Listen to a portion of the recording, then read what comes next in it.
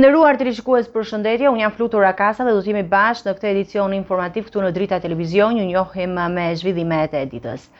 Një bankë e nivelit të dytë në zonën e Deliorgjit u përball sot me një tentativë grabitjeje nga një person i armatosur.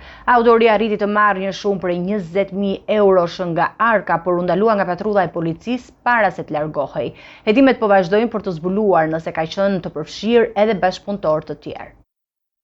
Një ngjarje e tensionuar ka tronditur sot mëngjesin e kryeqytetit, ku një bank në zonën e Deliorgjit u bë skenë një tentative grabitje. Bardhyl Fusha, 58 vjeç, hyri në ambientin e bankës i armatosur me një Kalashnikov dhe një çantë në dorë. Sapo hyri brenda, ai ka hapur zjarr një herë në dysheme, duke shkaktuar panik te klientët dhe punojësit e bankës. Më pas autori u drejtua drejt arkës, ku arriti të marrë 20.000 euro dhe i vendosi në çantën e tij. Sikur ngjarja të mos kishte ndalur nga ndërhyrja e qytetares që lajmëroi policinë, pasojat mund të kishin qenë më serioze. Një parull me efektiv që ndodhej afër vendngjarjes ndërhyri me njëherë. Njëri efektivit rritoi armën, autori dhe tjetri i vendosi pranga duke sekuestruar armën dhe shumën e grabitur. Hetimet para parake tregojnë se Fusha mund të ketë pasur ndihmë në përgatitjen e grabitjes, ndërsa grupi hetimor po verifikon nëse ka persona të tjerë të përfshirë. Po ashtu po shqyrtohen pamjet e kamerave të sigurisë dhe çdo element tjetër që mund të ndihmojë në zbardhjen e ngjarjes. Sipas deklaratës që vet Fusha dha përjetuesit, grabitja u krye për shkak të borxheve personale, duke shtuar se situata e tij financiare e detyroi të merr tek të vendim të gabuar. Banorët dhe klientët e zonës shprehen të shqetësuar për sigurinë në hapësirat publike, ndërsa punojësit e bankës kanë treguar se paniku ishte i madh dhe se janë ndjerë të kërcënuar nga armët e autorit. Të majtë dhe të djathtë miratua një zëri rezolutë në mbrojtje të ish udhëheqësve të ushtrisë çlirimtare të Kosovës që po përballen me akuza për krime e lufte në Hag. Rezoluta u votua me 92 vota pro dhe dënon kërkesën e prokurorisë për dënimin me 180 vite burg. Procesi gjyqësor tashmë është në fazën përfundimtare, ndërsa politika shqiptare shpreh mbështetjen për luftën çlirimtare të Kosovës. Në seancën e së njëjtës, e gjithë skena politike shqiptare u bashkua për të miratuar një rezolutë në mbrojtje të 4 ish udhëheqësve të ushtrisë çlirimtare të Kosovës, të cilët përballen me akuza për krime lufte në gjykatën speciale në Hag. Rezoluta u miratua me 92 vota pro, duke reflektuar një unitet të rrallë mes partive të majta dhe të djathta. Projekti rezoluta u propozua në fillim të seancës nga Taulant Balla, kreu i grupit parlamentar socialist, ndërsa u hartua në bashkëpunim nga socialisti Igli Hasani dhe demokrati Tritan Shehu. Kjo deklaratë përfaqëson vullnetin unanim të Kuvendit të Republikës Shqipërisë dhe i transmetohet dhomave të specializuara në Hag, Këshillit të Sigurimit të OKB-s, Parlamentit Evropian, Asambleve Parlamentare të NATO-s, OSBE-s dhe Këshillit të Evropës, si dhe të gjitha qeverive mike dhe partnere. Ishin rrethanat, ndoshta që krijuan mundësinë dhe krijuan kushtet për miratimin e kësaj dhe nga majoranca, si pasojë e procesit të inskenuar në Hag, ku kërkohet të dënohen ata që luftuan për liri, për drejtësi, për pavarësi. Teksti i rezolutës thekson mbështetjen e plotë të luftës çlirimtare të Kosovës kundër regjimit të Miloševićit dhe refuzimin e kërkesës së prokurorisë për dënimin me 180 vite burg të ish-krerëve të UÇK-s, Hashim Thaçit, Kadri Veselit, Jakub Krasniqit dhe Recep Selimit. Lufta e ushtrisë çlirimtare të Kosovës që ju imponua popullit të Kosovës nga shtypja dhe gjenocidi kriminal i Slobodan Miloševićit rezultoi se ka qenë e drejtë dhe historike. Dhe kjo është një çështje për cilin ne si parti politike jemi shprehur qartë, sikundër jemi shprehur qartë për pavarësinë e udhëheqësve të UÇK-s që sot ndodhen në Hag. Në mendimin tim personal, zyra e prokurorisë speciale në Hag, ZPS, mund të quhet dhe zyra sërbe e prokurorisë në Hag. Sipas kësaj pretence dhe Bill Clinton, presidenti i Shtetit Bashkuar të Amerikës, që urdhëroi forcat e NATO-s të ndërhyjnë kundër forcave serbe që vrisnin e prisnin çdo që i dilte përpara, duhet shpallur fajtor. Pretenca në Hag kundër komandantëve të UÇK-s nuk ka asnjë dyshim, jo për ne shqiptarët, por të gjitha kombet e lira. Është një batërdi e tmerrshme dhe padyshim është një balt në vijim të baltave që janë përpjekur të hidhen në këto 27 vite kundër luftës çlirimtare në Kosovë. Ne urojmë fort që gjykata ndërkombëtare të mos çmendet dhe të dënojë këta lider politik, sepse ndryshe do ishte një mesazh për të gjithë kombet e vegjël e të shtypur kudo në botë, sipas të cilëve ata nuk duhet të luftojnë në të përpiqjen për liri, sepse mund të dënohen edhe për krime. Kjo do ishte e pafalshme. Katër ishullhesit e UÇK-s përballen me akuza të rënda për krime lufte dhe krime kundër njerëzimit, ndërsa procesi gjyqësor ka hyrë në fazën përfundimtare. Rezoluta e miratuar sot tregon se politika shqiptare, pavarësisht nga diferencat ideologjike, mbajnë qëndrim të bashkuar në respekt të historisë dhe kontributit të luftës çlirimtare, duke shprehur solidaritetin me ishullhesit e UÇK-s dhe duke kërkuar që drejtësia të zbatohet në mënyrë të drejtë dhe të balancuar. Seanca e kuvendit nisi me një tonë relativisht të qetë, por tensionet u rritën pasi kreu i Partisë Demokratike Sali Berisha akuzoi mazhorancën për mos mbajtjen e këshillit të mandateve. Socialistja Sara Mile u përgjigj më një herë duke përshkallëzuar replika me spalve. Përplasja vijoi edhe më ndërhyrjen e ministrit të Brendshëm, ndërsa seanca u ndërpre nga kryesuesi Niko Peleshi. Seanca e kuvendit të enjten nisi në një tonë relativisht të qetë, por situata u tensionua shpejt pas akuzave të deputetit Sali Berisha në adresë të mazhorancës, të cilën e akuzoi për mos organizimin e mbledhjes së këshillit të mandateve. Një grup njerëzish të cilët shkelmojnë mbi interesat tuaja jetike për të mbrojtur, më falni, në pamje të parë vithet e Belindës. Në të vërtet Edi Rame. Fjalorin, zoti Berisha, do t'ju ndërpritet fjala me një herë. Nuk mund të lejojmë këtë lloj fjalori në këtë parlament, paktën sa jam unë kryetari i kuvendit. Përgjigjen e parë me të njëjtën monell ja dha socialistja Sara Mile. E me qënë se na përmendi si mbrojtës të prapanicave, po si ka mundësi që vazhdon të djegësh Shqipërinë prej 30 vitesh vetëm për prapanicën tënde, e të familjes tënde, e të njerëzve të tu, dhe nuk u lodhe për atë prapanicë ti, e nuk u lodhën këta të mbrojturja. Replikat Berisha i vijoi edhe ministren e Brendshme pas mbërritjes së kësaj të fundit në seancë plenare. Po se je gënjeshtar patologjik i nderuar, je gënjeshtar patologjik, përveç se je dhunues dhe një porositës kronik i dhunës, i derdhjes së gjakut, e ke në gena të gjakun që do ta derdhësh me patjetër, përveç këtyre, mbyll edhe sytë edhe gënjen nga mëngjesi deri në darkë, po si të vjen zor pak, nuk e shkove në spital, pse nuk i takove policët? Ngrihesh dhe gënjen, trego, plagët kanë, turp kesh, plagët kanë fotografi, ku i ke, ku janë, kanë emra, cilët janë, asnjë. Protestues paqësor, kryengris paqësor, në lulet ballit me plumb gome që mund të çpoj me probabilitetin me të mallkafken. Tjetri në kokë, tjetri pas veshi plumin. Mes tensioneve në sallë, Niko Peleshi ndërpreu seancën e kuvendit, por Sali Berisha akuzat për Edi Ramën dhe kryetarin e gjykatës kushtetuese lidhur me mos zbotimin në fletorin zyrtar të vendimit për çështjen Balluku i vijoi jashtë parlamentit. Nëse vendimi i parë që interesonte Edi Ramës u publikua brenda 2 orëve, vendimi tjetër mbahet në sirtar, nuk zbardhet nga famozja që kryeson gjykatën, e cila është një militante e verbër e Partisë Socialiste, nuk zbardh vendimin në mënyrë që Belinda të Lubia të ketë kohë për të shkatruar dokumenta bashkë me Ramën. Ju e keni pa kamionët, po çdo natë me thas, me baule, dalin nga kryeministria për të zhdukur gjurmë krimesh. Kryeministri Edi Rama mori pjesë këtë njëjtë në tryezën për prezantimin e konkursit ndërkombëtar për qendrën e re të drejtësisë, një pol urban mbi 52 metra katror. Ai theksoi rëndësinë e teknologjisë për rritjen e standardeve të shërbimit të propozuar dhe përdorimin e ndihmësve ligjor me inteligjencë artificiale.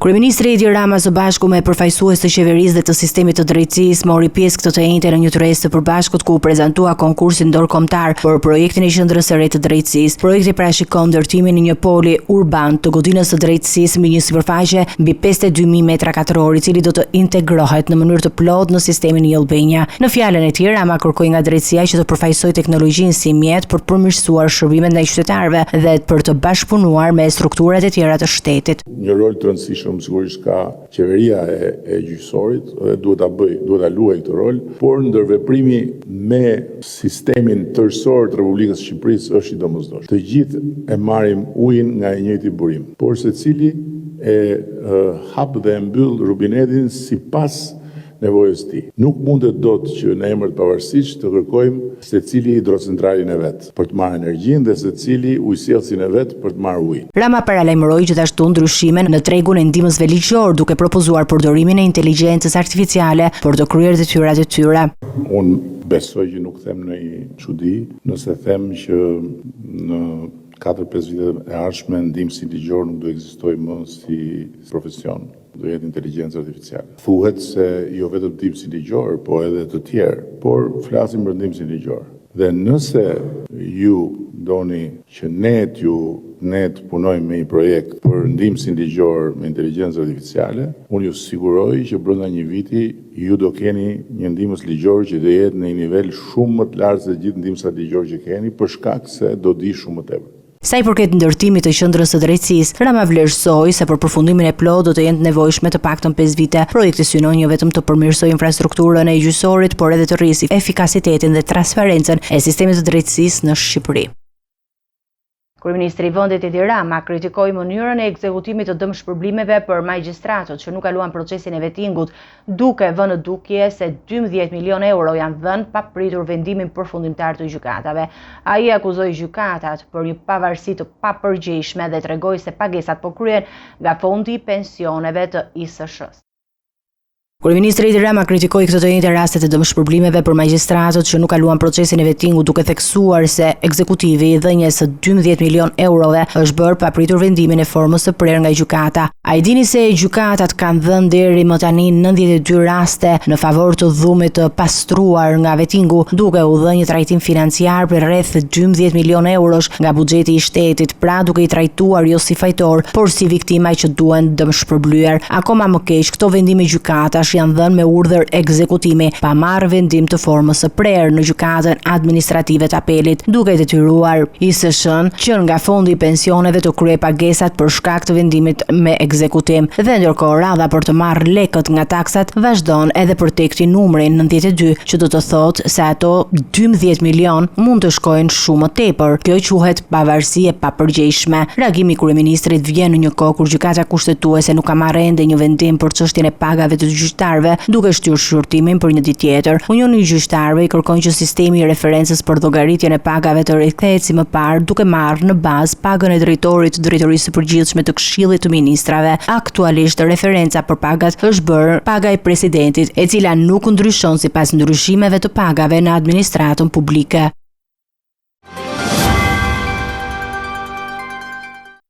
Ecime të tjera informacione, 4 antarë të familjes Skola që humbën jetën nga elmimi me monoksid karboni në Itali do të prehen në vendlindjen e tyre në Peshin. Dhimbja ka mbuluar gjithë fshatin Gryks i Madh, ku banorët japin lamtumirën e fundit familjes që u nda tragjikisht nga jeta. Mes lotëve, heshtjeve dhe dhimbjes që kanë përthyer gjithë komunitetin, banorët e fshatit Gryks i Madh në Peshin i dhanë lamtumirën e fundit 4 antarëve të familjes Skola, të cilët humbën jetën tragjikisht në Itali si pasojë e helmimit nga monoksidi i karbonit në banesën e tyre. Artikola, 48 vjeç, bashkëshortja e tij, Jonida Kola, 43 vjeç, si dhe 2 fëmijët e tyre, Hajdar Kola, 22 vjeç dhe Jessica, 15 vjeç, do të prehen në tokën ku nisën jetën, aty ku lan pas kujtime të afërmit dhe miqt përpara se të emigronin drejt Italis në kërkim të një jete më të mirë. Në fshat mbizotron një atmosferë zie, dyert janë hapur për ngushëllime, ndërsa dhimbja ndihet në çdo shtëpi. Banorët flasin me vështirësi, duke i kujtuar si një familje punëtore të qetë dhe të respektuar nga të gjithë. Ngjarja ka tronditur jo vetëm komunitetin shqiptar në Itali, por edhe mbar opinionin publik në Shqipëri. Sipas autoriteteve italiane, dyshohet se tragjedia u shkaktua nga rrjedhja e monoksidit karbonit nga një kaldajë e re e sapo instaluar në banesë. Prokuroria vijon hetimet për të zbardhur plotësisht rrethanat dhe përgjegjësitë e mundshme. Sot në heshtjen e rënd të varrezave të fshatit 4 arkmortet u përcollën njëra pas tjetrës, ndërsa familjarët, miq dhe bashkëfshatar u bashkuan në një dhimbje të përbashkët për të dhënë lamtumirën e fundit 4 jetëve të shuara shumë herët. Kjo tragjedi që ka lënë pas jo vetëm boshllëk në një familje, por plag në zemrën e një komuniteti të tërë. Shumë familje mirë, shumë. Sa nuk dëru matë për i shtëpi. Kanë mjoft nga afër familjen, ka qenë një tragjedi e jashtëzakonshme, e paparashikuar. I shpreh ngushëllimet e mia të familjes të afërme që mos e provoftë njëri këtë dhimbje. Qytetarë nga Velipoja dhe Durrësi u grumbulluan sot para Kuvendit të Shqipërisë për të kërkuar drejtësi për pronat e tyre për të kundërshtuar projektet e zhvillimit që parashikojnë shpronësimin e tyre. Banorët akuzuan qeverinë dhe bashkinë për korrupsion dhe kërkuan vlerësimin e drejtë të pronës ose kompensim të adekuat. Qytetarë nga Velipoja dhe Durrësi u mblodhën sot para Kuvendit të Shqipërisë për të protestuar kundër vendimeve të fundit që lidhet me pronat e tyre. Banorët e Velipojës kundërshtojnë ndërtimin e resortit të kompanisë Gener 2, pronë e biznesmenit Bashkim Ulaj, duke theksuar se toka është e tyre dhe se leja e ndërtimit është dhënë pa marrë parasysh interesat e komunitetit. Ai u drejtua prokurisë dhe Bashkisë së Shkodrës me dokumentet e pronës të duar, duke kërkuar sqarime dhe përgjegjësi. Unë ju them edhe atyre që janë sot në parlament, të cilët na dëgjojnë, por bëjnë sikur nuk dëgjojnë. Hajdini dhe na sillni hallet tona. Nuk ju kena gjabë bërgjë, jena trojet tona. Nuk i kena votu për me mbrojt oligarkët, i kena votu për me mbrojt drejtën tonë. Dhe prona është e drejta jonë. Ndërsa nga ana tjetër banorët e Durrësit protestuan për projektin TIT, përjetësimin e bulevardit historik Edi Dam, ku parashikohet shpronësimi i 74 familjeve. Qytetarët kërkojnë që shteti të bëjë një vlerësim të drejtë të pronës ose të sigurojë një banesë alternative, duke refuzuar bonusin e qeras të propozuar paraprakisht nga bashkia. Gjatë protestës, qytetarët shprehin zemërimin e tyre kundër qeverisë dhe politikës, duke akuzuar për korrupsion dhe shkelje të dinjitetit. Ne shtëpit kemi në qendër të Durrësit, kur atje 1 metër katror, je vija parë 3.000 euro metri katror. E disa ma ka llogaritur mua shtëpi në qendër me 107.000 lek të vjetra metri katror. Me këtë që përbën ky hajduti, bashkë me Belin dhe Ballukur, e të një gjë, të di, ne i duruari, i fituar.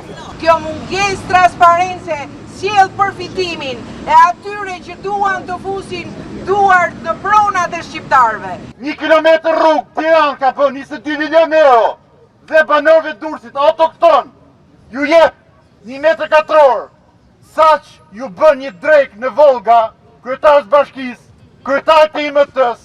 Flasim për interesa publike, kur për të patur një interes publik në radhë të parë duhet të ekzistojë qëllimi legjitim i saj, dhe qëllimi i legitimitetit është i shkelur, pasi nuk ekziston domosdoshmëria e këtij projekti, nuk ka asnjë funksionalitet, nuk rregullojnë transportin, nuk bëhet fjalë për siguri publike, nuk bëhet fjalë për shëndetësi dhe nuk ka as pak transparencë.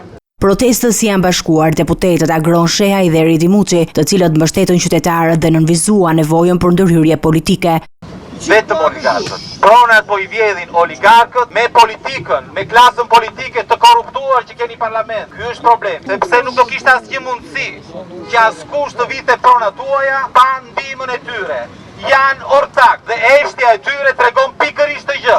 Tregon që janë bashkë, po i vjedhin pronat bashkë. Dhe u detyruan të emigrojnë, po sot shqiptarët nuk emigrojnë, sot dëbohen sepse konsideron të tepërt në vendin e tyre dhe në tokat e tyre. Dëbohen sepse u shkatrojnë shtëpitë, po ndodh me banorët e lagjes Kalas në Durrës, po me banorët e Astirit, me Besmajt më parë. Pse që aty të ndërtojnë një oligark? Protesta e sotme tregon shqetësimin e komunitetit lokal ndaj projekteve të zhvillimit dhe sfidave që ata përballen për të mbrojtur pronën e tyre, ndërsa qytetarët presin përgjigje konkrete nga institucionet përkatëse.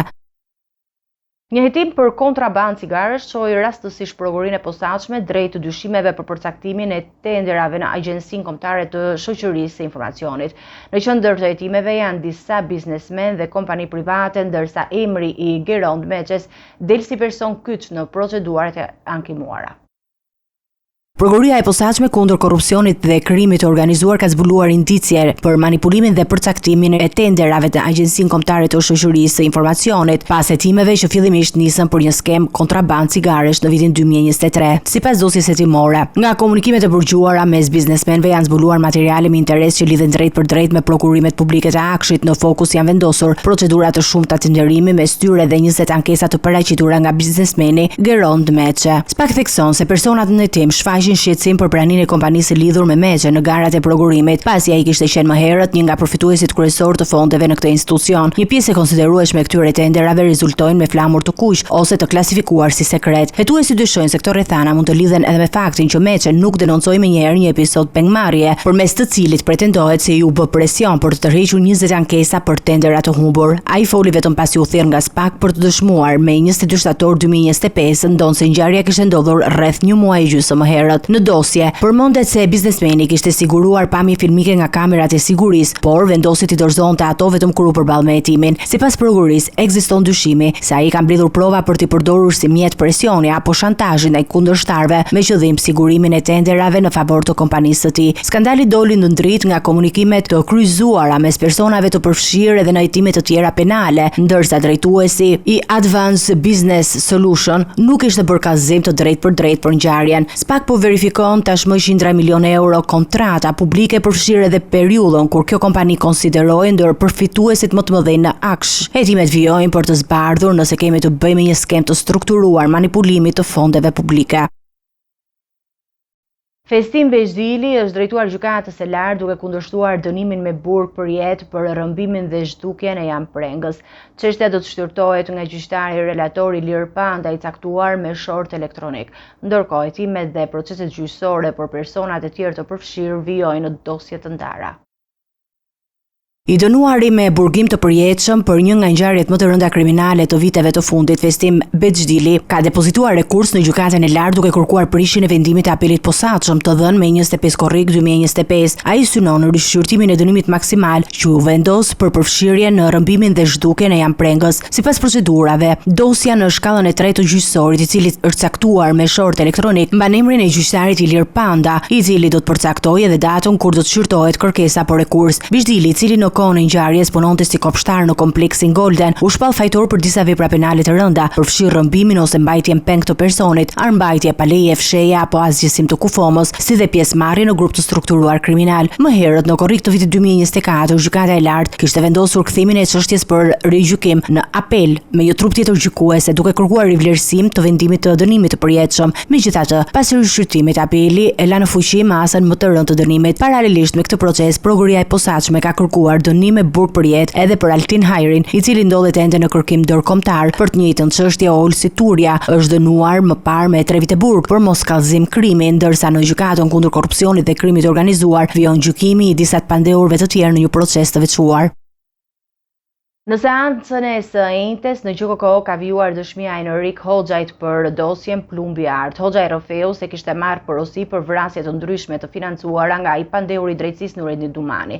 Ai tregoi detaje mbi vrasjen e Otikilës dhe planet për Altin Docin që nuk u realizuan.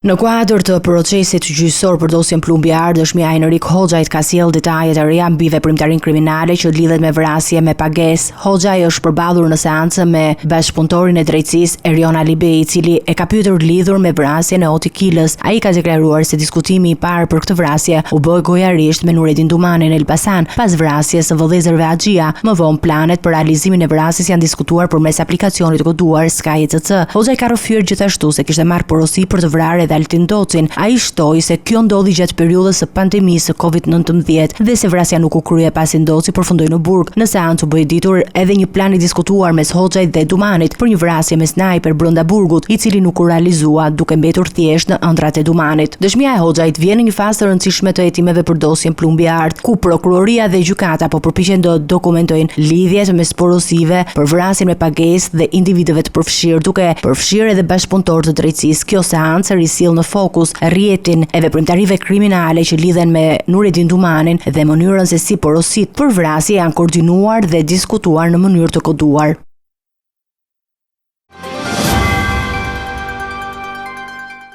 Kuvendi i Kosovës u konstitua me 11 shkurt duke hapur rrugë formimit të institucioneve të reja shtetërore pasi periudhë të gjatë të ngërçi politik. Albin Kurti u rizgjoll kryeministër, ndërsa u votua edhe drejtuesja e parlamentit dhe nënkretarët. Bashkimi Evropian përshëndeti zhvillimet duke theksuar nevojën për një qeveri funksionale dhe përparim drejt integrimit evropian.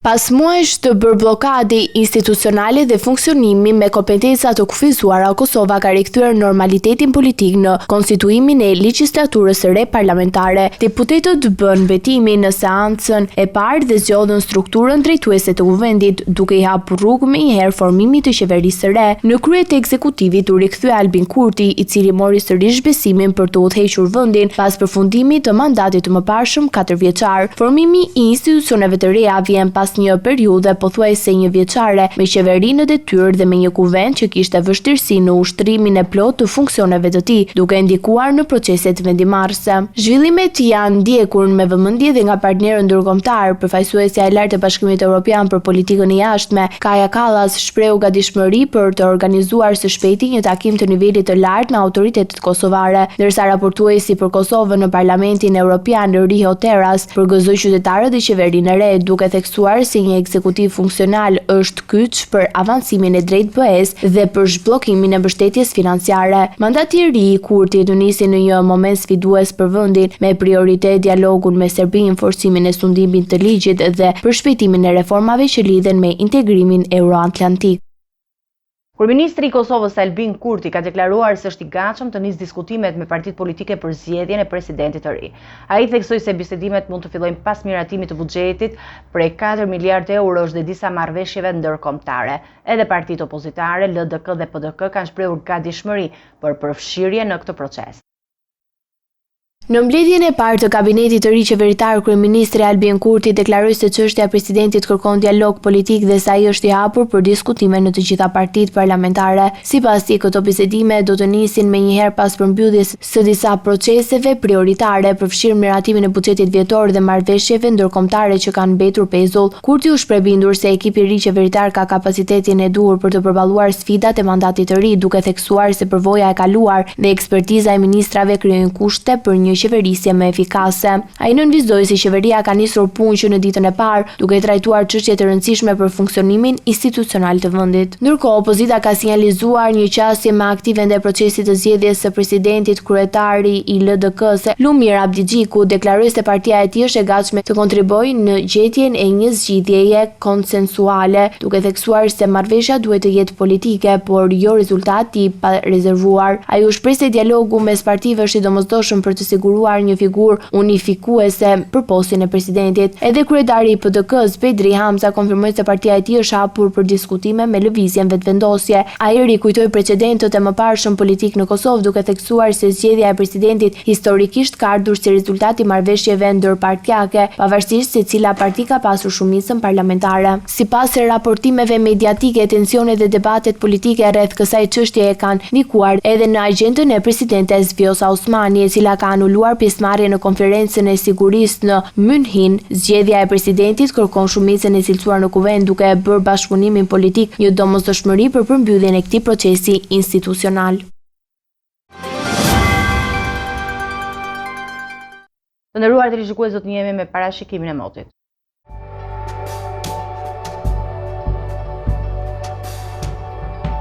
Territori shqiptar për datën 13 shkurt 2026 do të jetë në ndikimin e masave ajrore të paqëndrueshme, duke sjellë mot me vranësira dhe reshje shiu në pjesën më të madhe të vendit. Paraditja do të karakterizohet nga reshje të her pas hershme, shiu në zona qendrore dhe perëndimore, ndërsa pasditja vijon me reshje më të përhapura në pothuajse të gjithë territori. Temperatura minimale pritet të zbresë deri në 5 gradë Celsius, ndërsa ajo maksimale do të arrijë deri në 15 gradë Celsius. Gjatë ditës priten intervale shumë të shkurtra me diell për shkak të vranësirave të dendura. Era do të fryejë lehtë deri mesatare nga drejtimi jugor dhe jugperëndimor me shpejtësi 3 deri në 6 metra për sekond. Deti do të ketë dallgëzim mesatar rreth 2 deri në 3 ball. Indeksi ultraviolet për Tiranën më 13 shkurt 2026 pritet të jetë i ulët rreth 2. Sipas të dhënave astronomike, lindja e diellit në Tiranë do të jetë rreth orës 6:31 minuta, ndërsa perëndimi rreth orës 17:18 minuta. Temperaturat minimale dhe maksimale për disa qytete kryesore të Shqipërisë do të jenë si më poshtë. Shkodër, 10 deri në 15 gradë Celsius. Kukës, 6 deri në 10 gradë Celsius. Peshkopi, 5 deri në 9 gradë Celsius. Tiranë, 9 deri në 13 gradë Celsius. Durrës 10 deri në 15 gradë Celsius. Kavaj 9 deri në 14 gradë Celsius. Elbasan 8 deri në 11 gradë Celsius. Berat 7 deri në 12 gradë Celsius. Korçë 9 deri në 14 gradë Celsius. Vlorë 10 deri në 13 gradë Celsius. Gjirokastër 6 deri në 10 gradë Celsius. Sarand 9 deri në 14 gradë Celsius.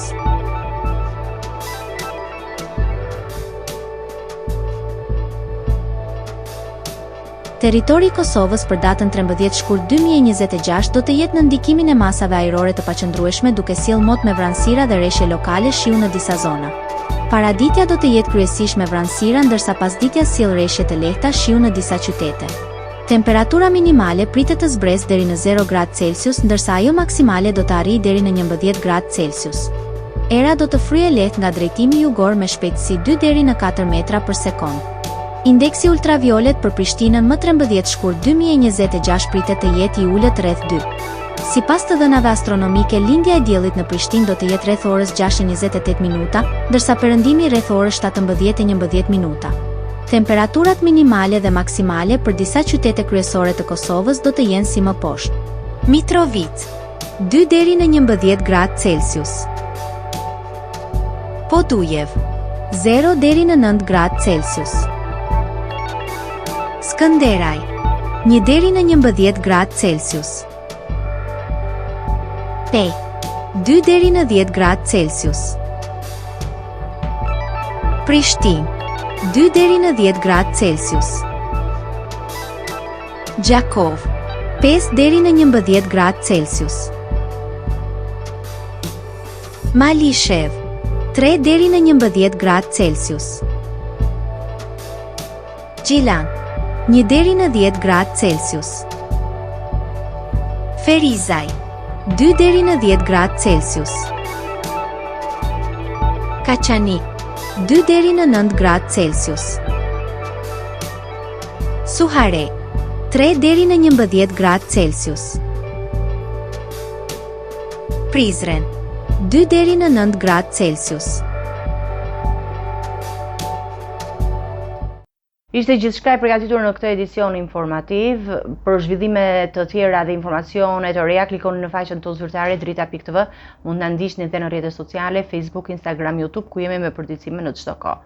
Vazhdoni të qëndroni në shoqërinë e programacionit Drita. Bashkë, mirë takofshim në edicionin e ardhshëm.